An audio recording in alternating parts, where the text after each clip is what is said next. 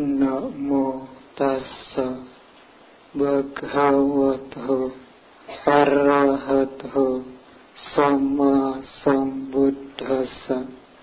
Namo tassa bhagavato arahato sama sambuddhassa.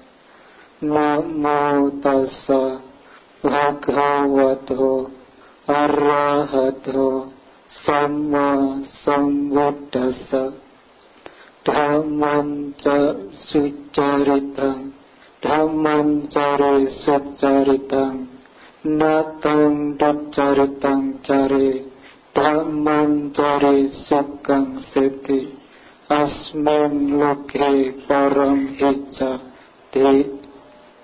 Jalankanlah praktik hidup yang benar dan jangan lalai. Barang siapa yang hidup sesuai dengan Dhamma akan hidup bahagia di dunia ini maupun di dunia berikutnya.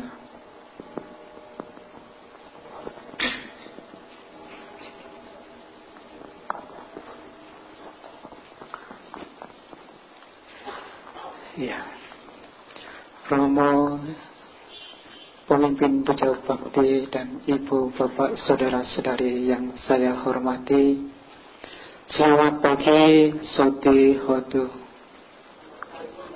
Wah, belum tahu ya? Sudah kok, nggak kompak nih. Ya, ulangi. Ya, selamat pagi, Soti Hotu. Nah, itu dong. Pagi-pagi itu harus semangat ya.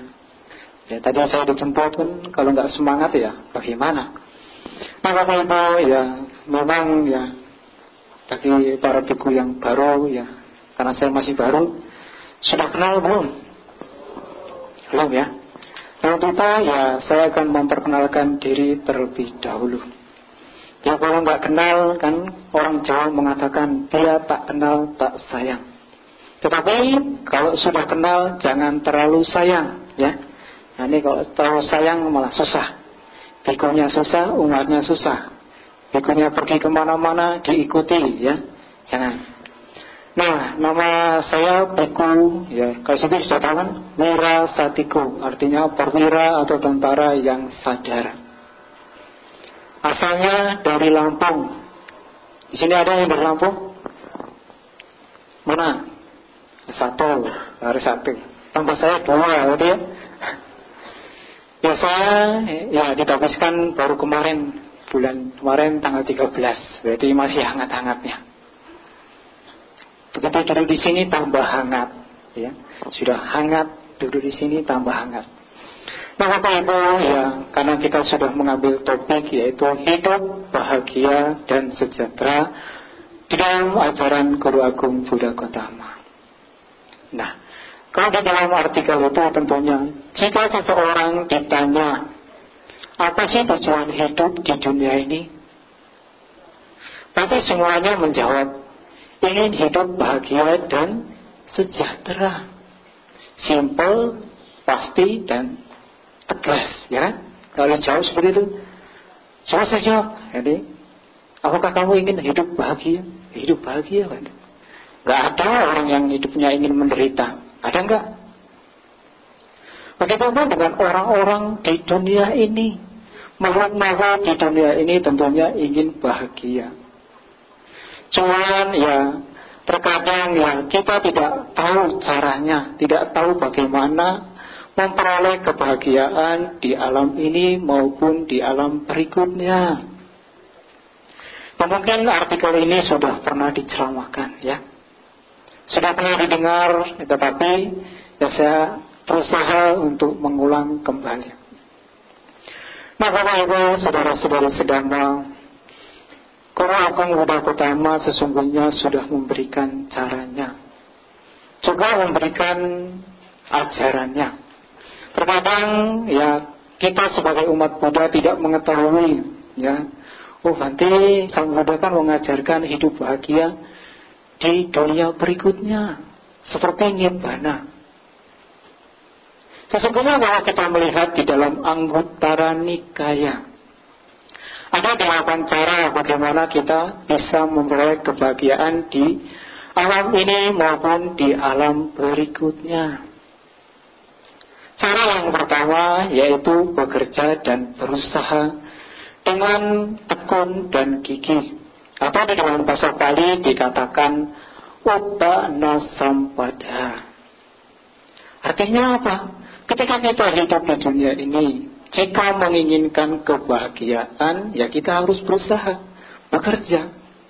Ya, kalau kita tidak mau bekerja, bisa nggak bahagia? Bisa nggak? Ya tentunya sulit, ya kan? Makanya para pemuda pertama sudah mengatakan, poin yang pertama ini sudah tidak diragukan lagi. Poin pertama ini sungguh penting di dalam kehidupan sehari-hari. Sebagai seorang petani, ya, bangun pagi, pergi ke sawah, menggarap sawahnya, dia harus bekerja demi memenuhi kebutuhan sehari-hari. Ya begitu pun dengan Bapak Ibu, saudara-saudari sedama. Ketika bekerja, ya hendaknya menggunakan dengan baik. Dan Sang Buddha sendiri kan sudah mengatakan, jika kita ingin berusaha, disertai dengan kegigihan, dengan ketekunan. Tentunya hal yang sulit kalau kita bekerja dengan sungguh-sungguh, dengan tekun, ya tentunya akan terasa lebih mudah. Ya tidak? Beberapa hari yang lalu ada seorang umat ya, bertanya kepada Bante, Bante, ya, ini saya sudah kerja, tetapi kok nggak sukses-sukses, ya. Sudah kerja pagi, siang, dan malam, tetapi kok nggak maju-maju, Bante, bagaimana? Terus umat itu terus mengeluh. Nah, kemudian saya menjawab, ya Bapak Ibu, saudara-saudari sedama, saya menjawab, ya itu mungkin saja Bapak Ibu ketika bekerja, Bapak Ibu menginginkan lebih banyak. Sekarang misalkan dapat 1 juta, tidak menerima, menganggapnya belum sukses kalau belum dapat 1 M 1 hari. Nah bagaimana? Ya, kemudian dia terus mengatakan seperti itu, mengeluh.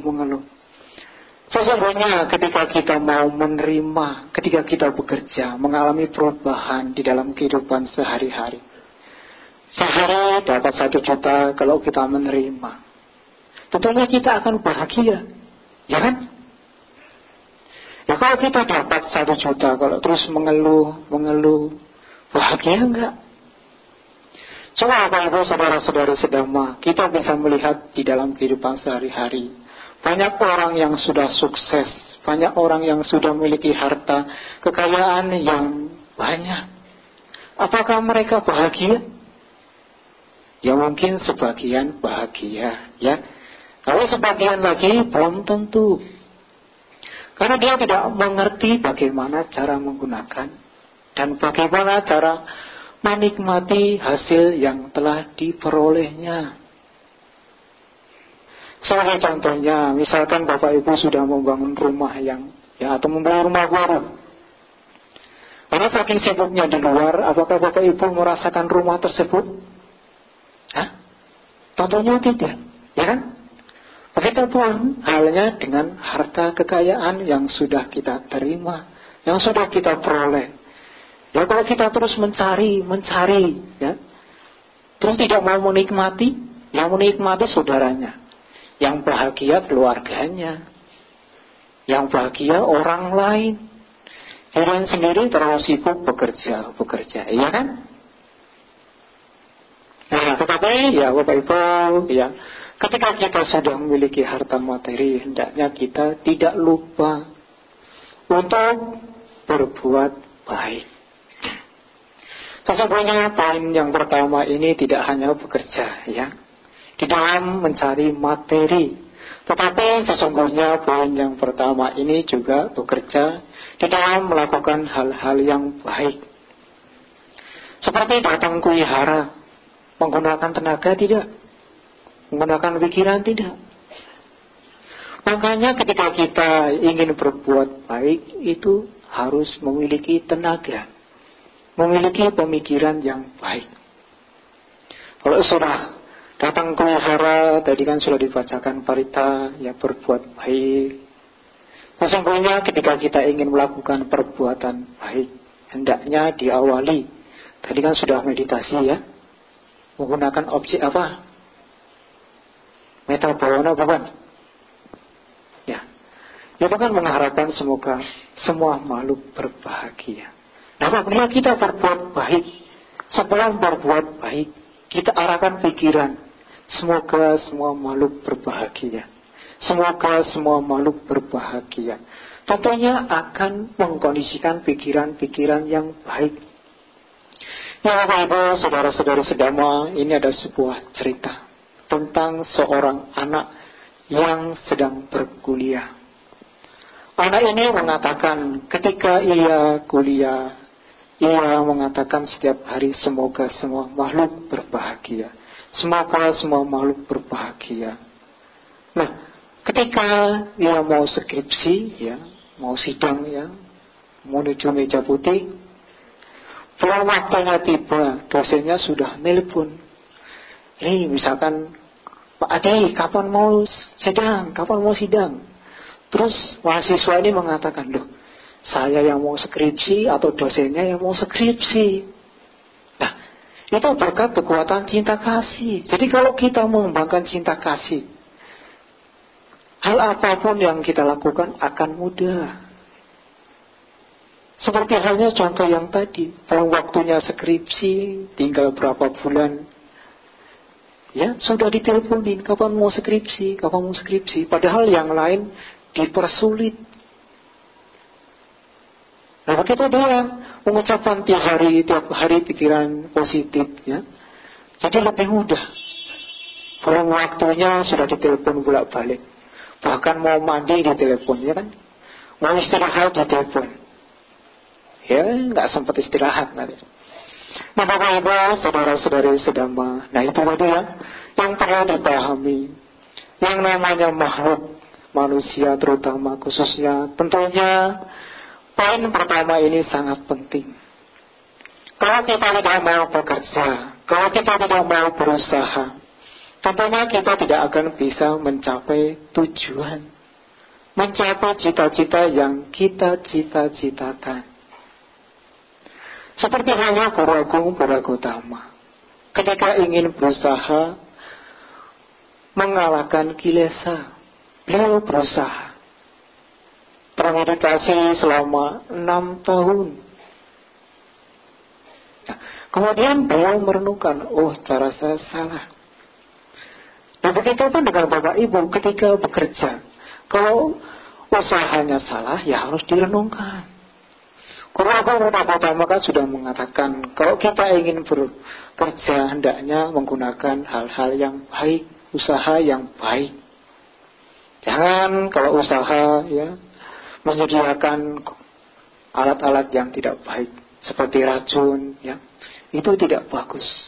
Karena itu akan mengkondisikan orang lain membunuh makhluk lain. Nah, seperti halnya Guru Agung Buddha Gautama tadi ketika meditasi 6 tahun merenungkan, oh, jika saya terlalu keras, ya tentunya akan sulit. Jika saya terlalu kendar, tentunya akan terbawa arus. Bagaimana dengan kita ketika kita bekerja? Kalau kita terlalu keras, bisa nggak meraih kesuksesan? Kalau kita terlalu kendal bekerjanya, malas-malasan, ada waktu, besok masih ada waktu. Ya kalau besok masih hidup, ya kalau besok sudah pindah alam, bagaimana? Bapak-bapak, saudara-saudari sedama, selanjutnya poin yang kedua. Nah, itu tadi poin yang pertama. Poin yang kedua ini tidak jauh kalah pentingnya. Poin yang kedua yaitu menjaga kekayaan yang telah diperoleh.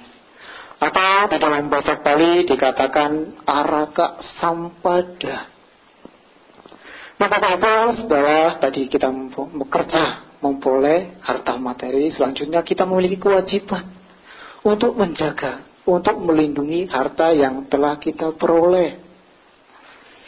Kalau kita melihat banyak orang yang tidak bisa menjaga apa yang telah mereka peroleh. Kadang-kadang ada yang suka hura-hura, ya kan? Kadang-kadang ada yang suka berjudi, ya. Kadang-kadang ya sudah penghasilannya tidak cukup. Kadang-kadang istrinya ini suka shopping, ya, ya enggak. Nanti kalau suaminya kerja nggak dapat hasil, dimarahin.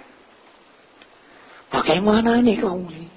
Katanya dulu sayang, katanya dulu cinta. Kok sekarang nggak bisa mencukupi kebahagiaan saya? Katanya kamu dulu kaya. Terus suaminya mengatakan, iya, saya dulu kaya. Saya cuma memiliki harta satu-satunya, yaitu kamu. Ya? Kaya tapi memiliki harta satu-satunya kamu. Ya cuma kamu lah harta satu-satunya.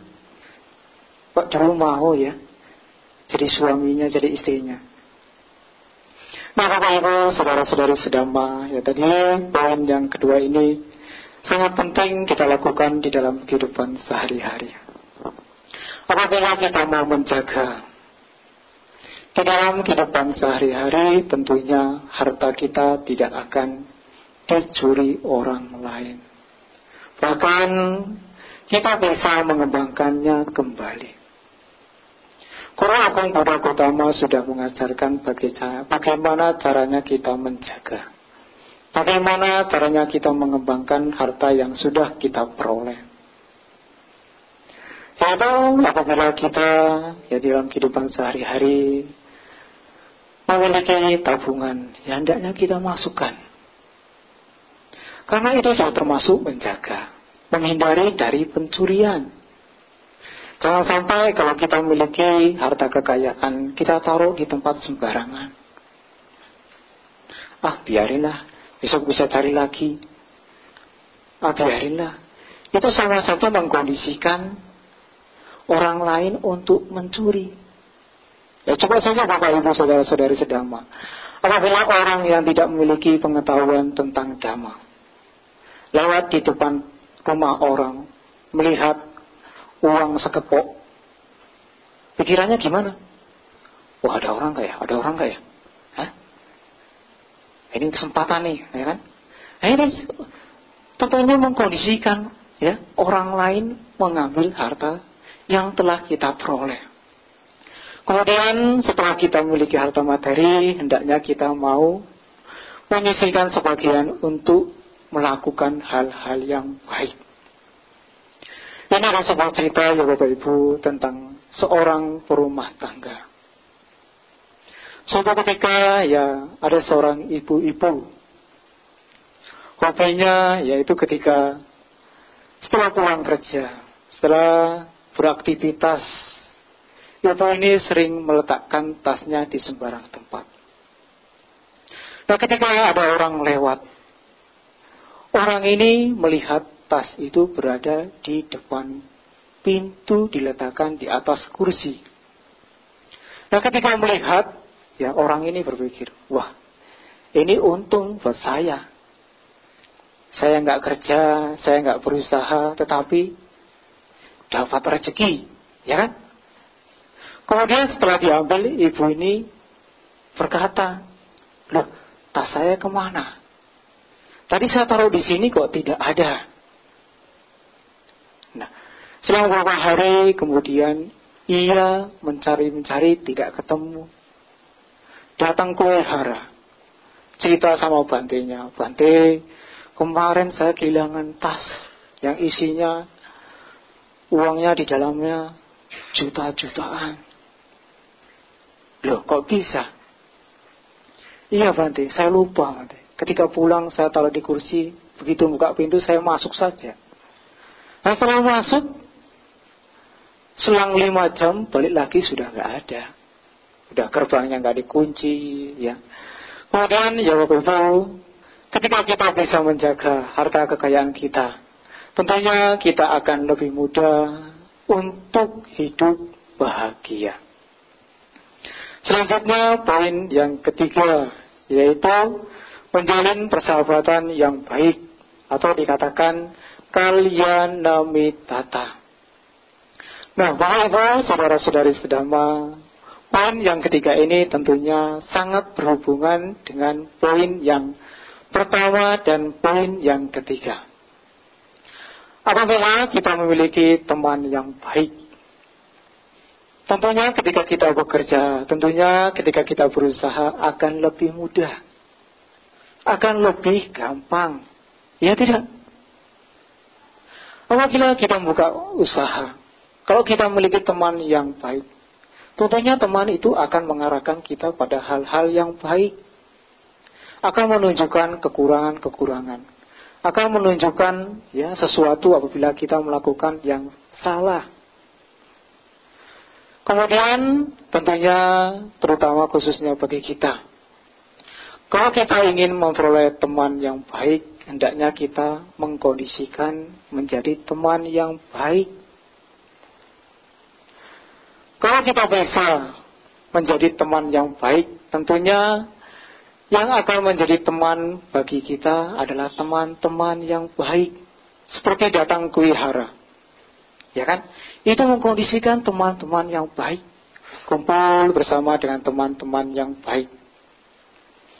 Apabila ya Bapak Ibu, saudara-saudari sedama, kita bisa menjadi teman yang baik, di dalam kehidupan sehari-hari tentunya kita tidak akan sulit.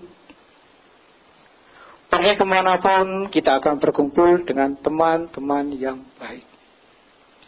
Kemudian poin yang keempat, yaitu seimbang dalam pemasukan dan pengeluaran. Atau dikatakan di dalam bahasa Bali sama jiwita. Nah Bapak Ibu, saudara-saudari sedama, poin keempat ini sangatlah penting. Apabila kita bisa mengatur pengeluaran dan pemasukan di dalam kehidupan sehari-hari, tentunya kita akan bisa mengembangkan bahkan mengkondisikan hal-hal yang baik. Misalkan setengah lagi untuk ditabung, sebagian lagi untuk berbuat baik. Setelah itu kita bisa mengkondisikan hal-hal yang lain. Bahkan di dalam kehidupan yang akan datang, karena kita memiliki tabungan, karena kita memiliki simpanan, tentunya akan lebih mudah. Apabila di kehidupan yang datang kita memiliki tabungan, kemudian memiliki kebutuhan, mudah tidak Bapak-Ibu? Tentunya akan mudah kan? Nah, Bapak-Ibu, saudara-saudari sedama, ini ada sebuah cerita ya. Cerita ini ya diawali ketika saya melakukan pembinaan di suatu daerah. Nah pada waktu itu ya ada seorang perumah tangga. Bante, saya ini orangnya suka hura-hura. Bante, saya ini orangnya suka berpoya-poya. Tetapi kok masih seperti itu Bante ya. Padahal saya penghasilannya setiap hari ini tidak mencukupi kalau untuk kebutuhan kehidupan rumah tangga. Setiap hari pulang ke rumah tidak bawa uang. Setiap hari pulang ke rumah diomeli istrinya. Nah setelah bercerita begitu umat ini, nah saya katakan Bapak ya, ketika kita memiliki ya harta materi, hendaknya kita mau menjaga, hendaknya kita bisa membagi pemasukan dan pengeluaran. Kalau kita bisa membagi antara pemasukan dan pengeluaran, tentunya kita tidak akan ya pulang dimarahi istri, tentunya tidak akan dimarahi. Karena kita bisa menjaga pemasukan dan pengeluaran. Kemudian kita bisa mengembangkan ya usaha kita. Ya kan? Ya kalau kita sudah tidak bisa mengatur pengeluaran dan pemasukan, ya tentunya sangat sulit. Ya Bapak Ibu. Kemudian ya ini poin keempat ini tentunya harus kita praktekkan di dalam kehidupan sehari-hari. Selanjutnya poin yang kelima yaitu memiliki keyakinan atau sada sampada. Sampada artinya memiliki keyakinan. Apabila kita memiliki keyakinan pada hal-hal yang baik, apabila kita memiliki keyakinan pada hal-hal yang membawa kondisi kita dalam kemajuan. Makanya dalam artikel itu saya tuliskan, seperti halnya kita yakin kepada Guru Agung Buddha Gautama, ya, kepada Buddha, kepada Dhamma, dan kepada Sangha. Apabila kita yakin kepada hal tersebut, tentunya kita akan lebih mudah. Apalagi kalau kita yakin pada hal-hal yang namanya perubahan, Bapak Ibu. Ya, kadang-kadang ya saya suka melihat umat Buddha ini pergi ke wihara, ya, hanya pasang dupa. Pergi ke wihara, ya, sudah namaskara pulang. Tadi kan Bapak Ibu sudah membaca Buddhang Saranang Gacchami. Sebenarnya di situ ada satu kata yang perlu Bapak Ibu ketahui, yaitu pergi.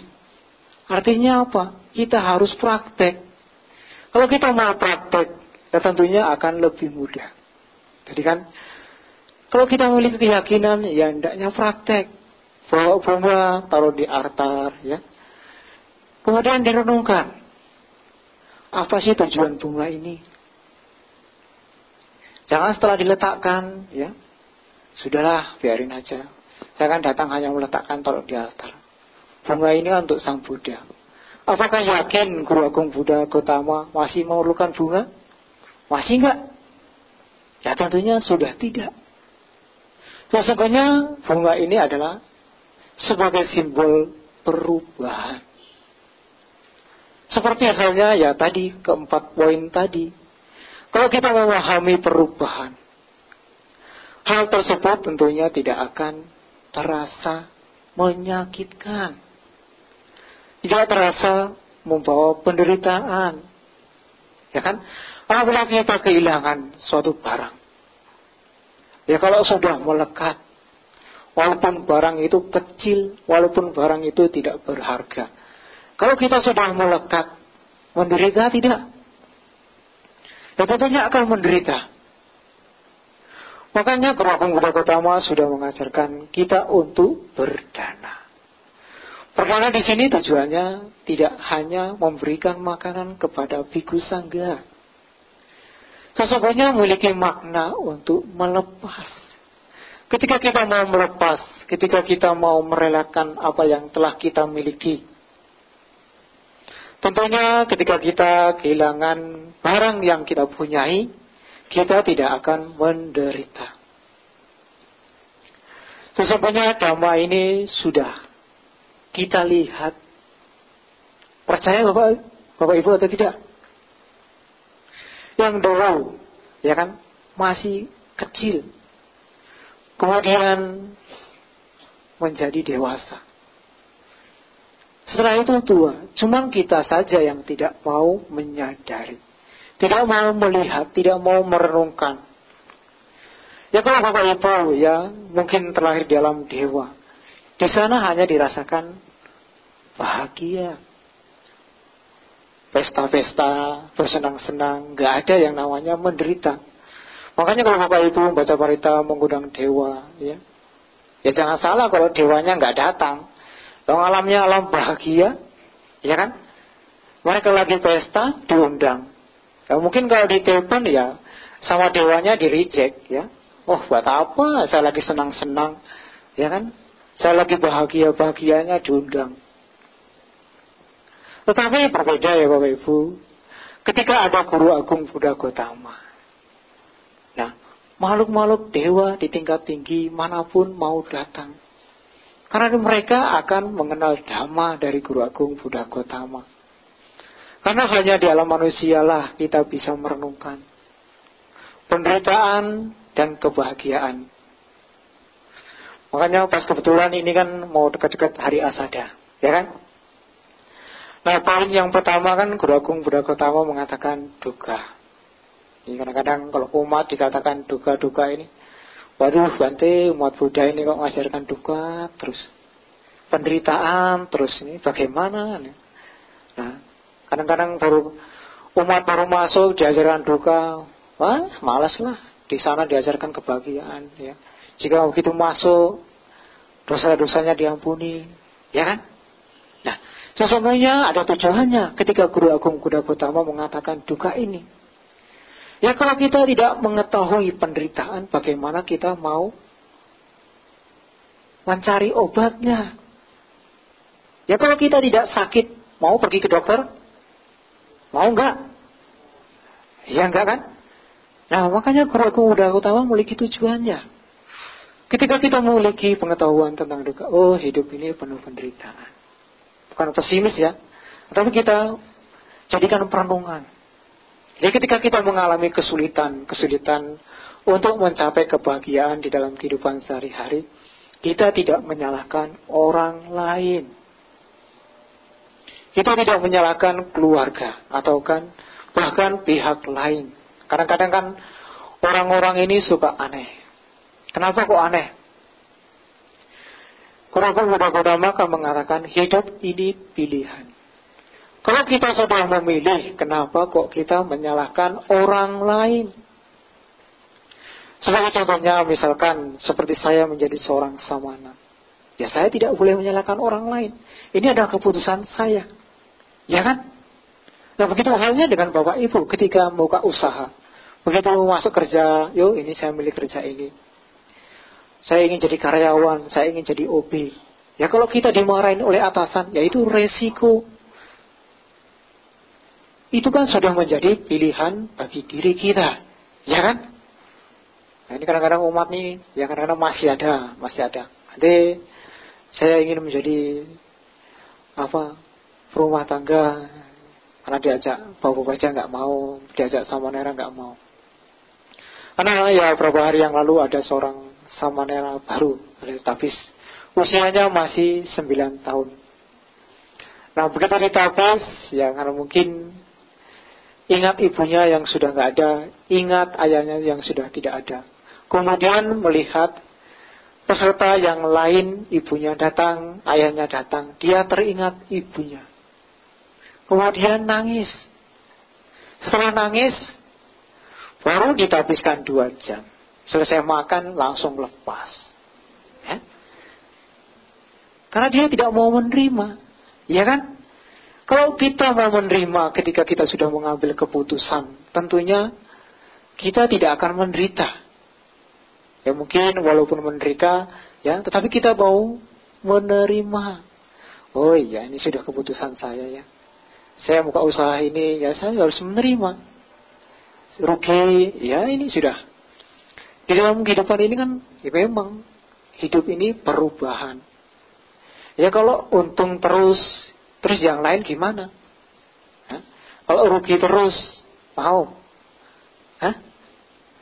Ya ibu itu ya tadi, kalau kita memiliki keyakinan, tentunya kita akan seperti halnya memiliki keyakinan kepada Guru Agung Buddha Gautama. Kemudian poin yang ke-6, yaitu berperilaku baik dan bermoral, atau dikatakan sila sampada. Jadi kita harus memiliki sila. Ketika kita memiliki sila, seperti halnya di dalam Milinda Panha, di dalam ya Sutta Pitaka dikatakan moralitas atau sila di dalam ajaran Guru Agung Buddha Gautama sesungguhnya ini sebagai penopang, sebagai landasan. Ya, kalau kita memiliki sila yang baik, kalau kita memiliki sila yang bagus, tentunya kita tidak akan membuka usaha yang tidak baik, ya kan? Seperti halnya ya Bapak Ibu saudara-saudari yang ya saudara-saudara, ya beberapa hari yang lalu ada seorang umat yang keluar dari penjara. Kemudian mengatakan kepada saya, Bante, saya habis keluar dari penjara, saya ini dijebak Bante, ya, diajak berjudi, kemudian ditangkap polisi. Loh, kalau kita melihat ya bahwa dari poin yang ke-6 ini, apabila kita memiliki moralitas yang baik, bisa nggak kita dipengaruhi oleh orang lain? Ya, makanya sila di sini sebagai fondasi, ya. Apabila kita memiliki sila yang baik, ya, Tentunya ketika kita bergaul dengan orang lain, kita bisa mengendalikan diri. Tidak jauh berbeda dengan orang tadi ketika masuk penjara. Sudah di dalam penjara menyalahkan orang lain. Sesungguhnya orang lain tuh hanya memberikan kondisi, ya kan? Kalau kita memiliki moralitas yang baik, memiliki perilaku yang baik, apakah bisa kita terpengaruhi? Makanya di dalam Dhammapada kan ada cerita kan, ya, tentang penggembala sapi. Apabila kita bergaul dengan sapi, ya, kerumunan sapi, ya, ini tergantung kita yang menjadi sapinya atau sapi mengikuti sifat kita. Ya, kalau kita bergaul dengan orang-orang yang tidak baik, kalau kita tidak memiliki sila yang baik, mungkin saja kita yang dipengaruhi, ya kan? Tetapi kalau kita bisa mengendalikan diri, mungkin orang itu yang bisa kita pengaruhi. Seperti halnya penggembala sapi tadi, kalau sering gaul dengan sapi, mungkin bisa-bisanya suaranya mau gitu ya. Atau sapinya yang ikut orangnya ketika disuruh masuk kandang ikut, ya kan? Nah itu kalau tadi ya Bapak Ibu, ketika kita memiliki moralitas yang baik, tentunya hal-hal yang tidak baik tidak akan mungkin mempengaruhi kita. Tetapi apabila kita tidak memiliki moralitas yang baik, tentunya kita sulit untuk menjaga diri. Kemudian poin yang ketujuh yaitu dermawan dan suka menolong. Atau dikatakan di dalam bahasa Pali yaitu jaga sampada. Nah, jadi kita harus memiliki yaitu sifat menolong. Ketika ada orang mengalami kesusahan, ketika ada orang mengalami kesulitan, ya kita harus mau berbagi. Kenapa kita harus mau berbagi? Ya, tidak jauh berbeda dengan kita. Orang itu pun ingin bahagia. Jadi ketika kita mau menolong orang lain, apalagi disertai dengan pikiran cinta kasih, ya kan? Tentunya orang itu akan bahagia. Kita dapat bahagia, orang lain pun dapat bahagia.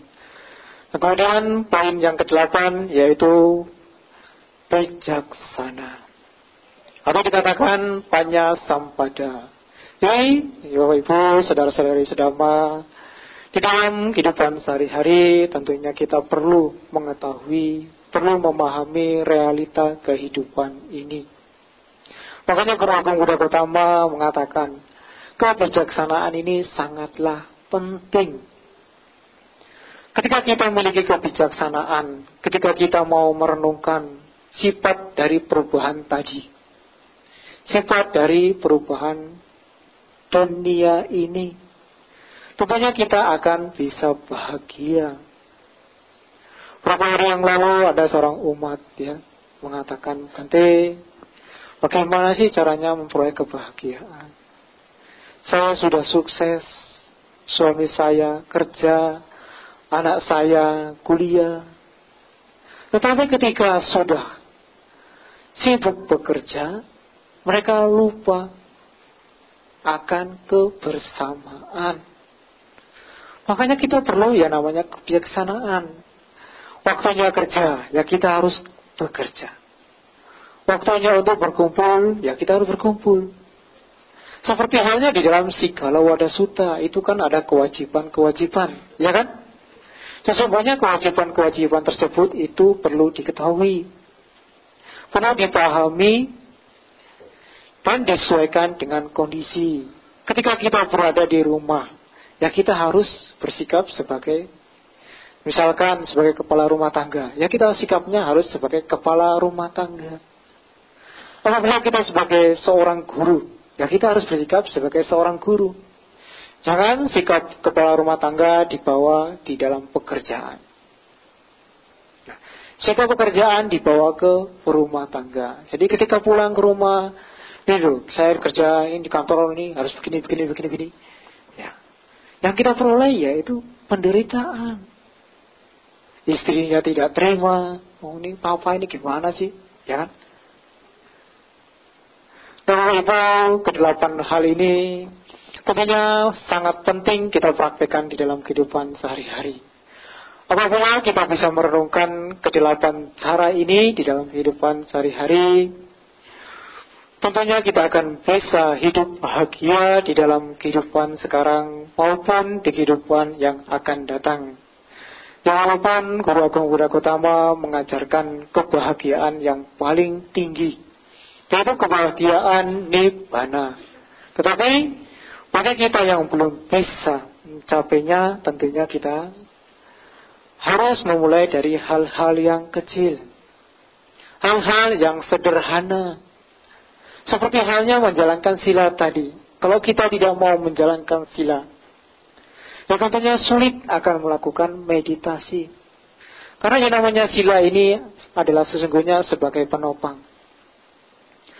Nah, seperti halnya di dalam Sutta Bhayabhairawa Sutta, di situ dikatakan manusia superior.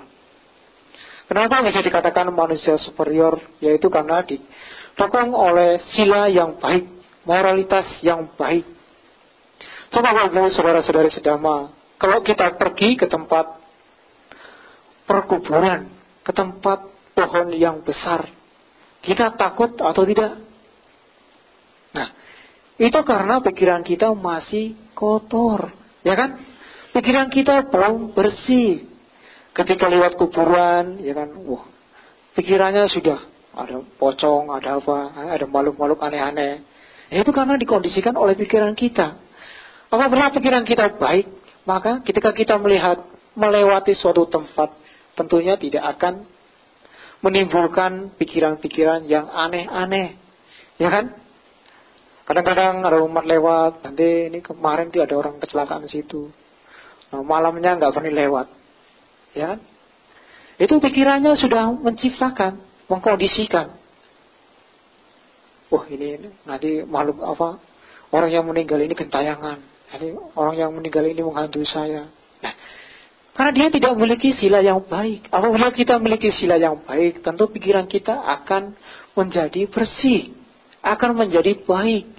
Makanya dikatakan kan panati pata weramani. Sehingga weramani itu menuju hal-hal yang lebih tinggi.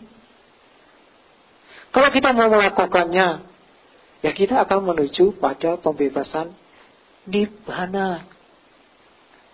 Hal-hal yang membawa ketakutan tidak akan kita alami lagi. Ya kalau di dalam kehidupan sehari-hari tidak mau menjalankan sila, tidak mau merawat sila dengan baik, waduh, bagaimana mau mencapai namanya Nibbana? Bisa tidak? Tentunya tidak, ya. Nah, saudara-saudari sedama, itu tadi 8 cara yang perlu kita lakukan di dalam kehidupan sehari-hari. Ya, semoga apa yang telah saya sampaikan bisa memberikan manfaat. Ya, semoga semua makhluk hidup berbahagia. Sabbe sata bhavantu sukhitata.